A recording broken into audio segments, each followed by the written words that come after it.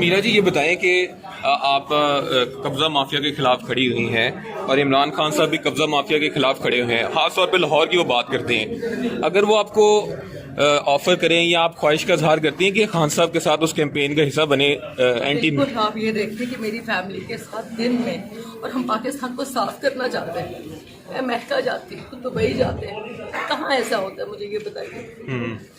ہماری پراپرٹی ہے، ہماری فیملی کی پراپرٹی ہے، کیسے آپ دن دہاڑے آپ پراپرٹی کے اندر آئے مسلح افراد کے ساتھ، گنز کے ساتھ میری والدہ پر اٹیک کریں، میرے بھائی پر اٹیک کریں؟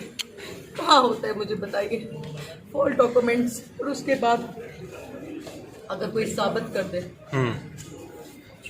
اگر کوئی ثابت کر دے، ہم سارے عام پوری فیملی پھانسی دے دیں ہمیں۔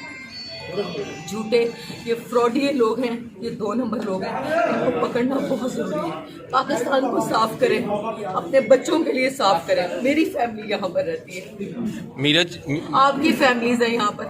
پاکستان کو صاف کرنا یہ اپنا مشن بنا لیں، اس ملک کو ناپاک ارادوں سے، ناپاک لوگوں سے ہم مل کر صاف کریں گے، تبھی یہ ممکن ہے۔